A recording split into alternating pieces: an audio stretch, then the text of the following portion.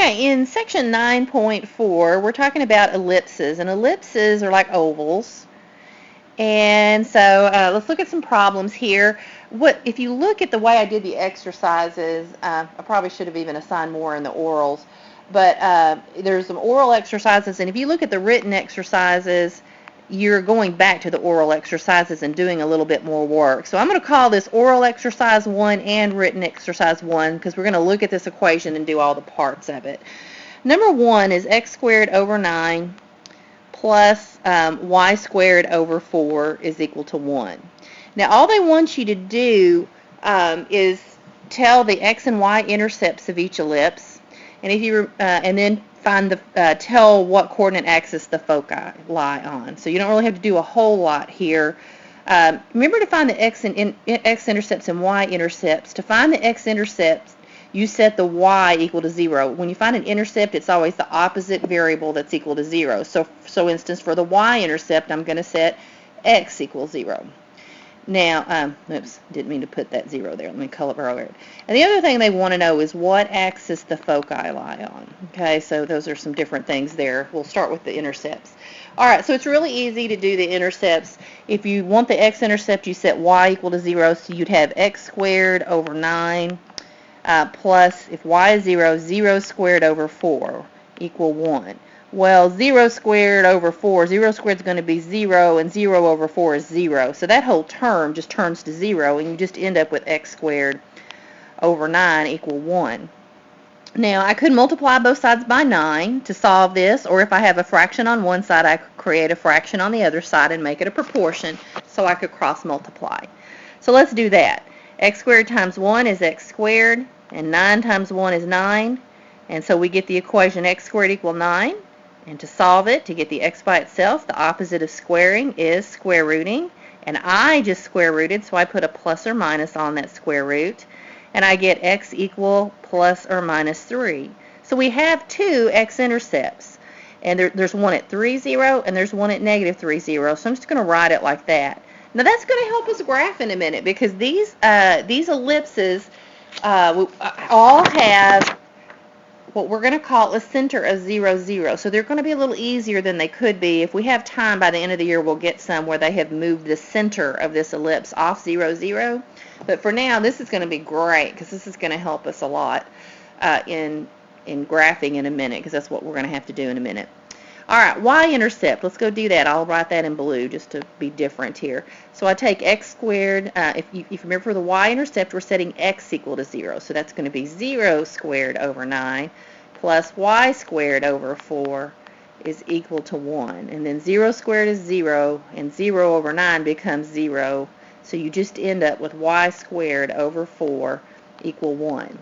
Just like I did over on the x-intercept, I'm going to make this a proportion. Since I have a fraction on the left, let me make the right a fraction by sticking 1 over 1, and then I can cross multiply. 1 times 4 is 4, and 1 times y squared is y squared, so I get y squared equal 4, and then to solve for y, it's squared. The opposite would be square rooting, and since I square rooted, I need to put a plus and a minus on that. So I get y equal plus or minus 2. There are two y-intercepts, 0, 2, and 0, negative 2. But I'm just going to write them like this just for brevity's sake. So here's part of what they wanted in the oral exercises. We have our x-intercepts and our y-intercepts. Okay, now they ask us to tell where the focus lies. Now the focus is all in an ellipse. It's always on the same axis as the major axis. And in an ellipse, the major axis is the longer axis. It's going to be different for some other conic figures we study, but for an ellipse, it's that simple. So if you look, which has the bigger number under it, the x or the y? Well, the x does, okay? So our major, and here it is, it's 9 is bigger than 4, so our major axis is going to be the x-axis. Now that's going to help me graph in a minute, so let's go over to another page and finish this out, and let's go ahead and start a graph. I'm going to put up a piece of graph paper, and let's look at this equation. Let's go ahead and graph what we already know about it. We already know that it has x-intercepts of, let's see, plus or minus 3, so that's going to be 3, 0, and minus 3, 0. And it has y-intercepts of plus or minus 2, so it's 2 here, and negative 2 here. And we can actually draw our ellipse from that. We just connect those points and do this. Now the foci lie on the longer axis, and if you look, the longer axis here is the x-axis. We actually wrote that on the oral exercises, so now we're actually doing the written exercise number 1. I just didn't want to, I thought, well, we've already got some ground on this. Let's just go ahead and do both parts to this. They want us to graph it. We graphed it. They want us to find the foci. Now, in your ellipse, here's our equation, x squared over 9 plus y squared over 4 equal 1. All right. In an ellipse, this is in the form x squared over, it's either going to be over a squared or b squared. Your a tells where your major axis is. So how you decide whether it's an a or a b is to say, well, the longer one's going to be a, the bigger number's going to be your a. So 9 is actually a squared. And then my b squared would go here. So a represents the length from the center, and though they haven't talked about it and asked us, this center here is at 0, 0, and I'll explain why in a minute. The a, the 3, a squared is 9, so a is 3, would be the distance from the center to a point on the major axis where that's called the vertex, okay? So that distance is 3. So this actually, you could think of it as x squared over 3 squared plus y squared over 2 squared. Those were the intercepts that we actually found earlier, though it's not quite that way when you get a harder ellipse. But anyway, right now we're fine. Okay, so we want to find the foci, and the foci in this case are going to be on our x-axis, and so they're going to have an x value, and then y is going to be 0. Okay, because they're on the x-axis. So how do I find that value? Well, we usually call the foci C, and we have a little equation to help find them, and it is b squared. Okay, now usually other books write it differently. I'm doing what your book says. Your book says b squared is equal to a squared minus c squared. Normally, it would be a squared minus b squared is c squared. That's what everything else I've ever seen does it. All they've done is rearrange the equation. It's not a big deal. I'm going to go ahead and rearrange this one. If I add a squared to both sides, I'm sorry, if I subtract b squared from both sides, let's do that. I'd get 0 equal a squared minus b squared minus c squared. And then if I add c squared to both sides, I would actually get c squared is equal to a squared minus b squared. This is how most books write this. Yours didn't, and I'm not quite sure why they wanted to write it the way they did, because it's handier to have it the way I just wrote it. Because if you think about it, if your focus is c, we can find it now, because our a squared value here was 9. And then we're supposed to subtract our b squared value. Our b squared value right here is 4. And 9 minus 4 is 5, so we would get c squared equal 5.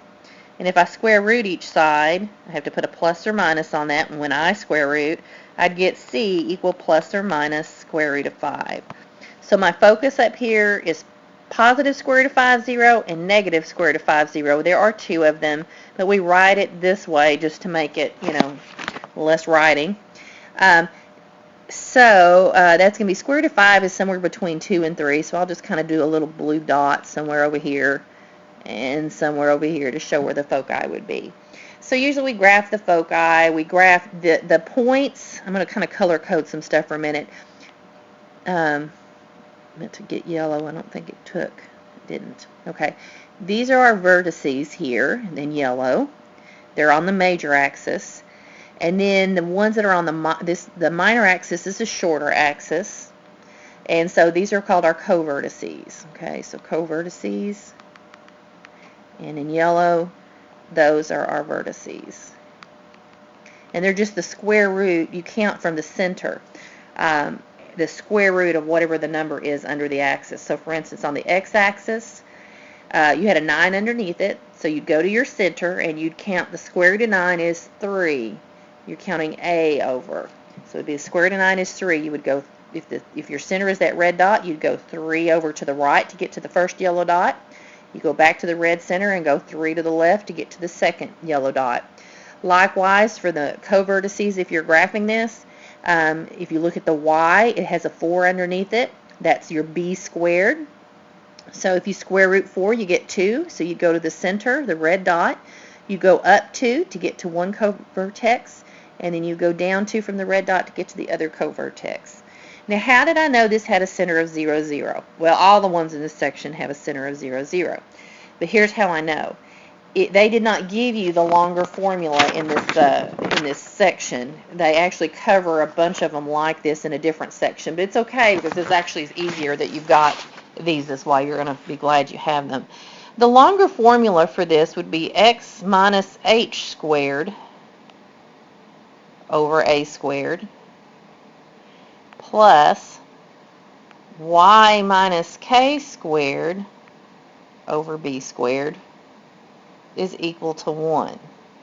Now, how I know what the center of the figure is, I'm going to use a purple color here, is just like everything else. Here's your h and here's your k. They are the things that are subtracted from your x and your y values. So look back at my equation. I just had an x squared here, didn't I? So I could write that as x minus 0 squared. And that would be what would tell me my h is 0. On my y squared term, I don't see parentheses and anything subtracted from it either, do you? It's just a y squared. So you could think of that as y minus 0 squared. And so anytime you just see the x squared and the y squared by themselves, it means you have a center of 0, 0. And the center is really important because though we graph this from x and y intercepts, you usually, when you graph these things, you find the center, you draw it, so that's my red dot. And then for the x-axis, what would I count? Again, I would go say, well, there's a 9 under x squared. It actually represents this a squared down here that I'm kind of highlighting in purple, connecting. So you'd say, well, a squared is 9, that means a is 3, count 3 each direction. And then under your y squared, that's the y-axis, b squared is 4. So b is 2, and you count from the center up and down. That's how you normally graph these things.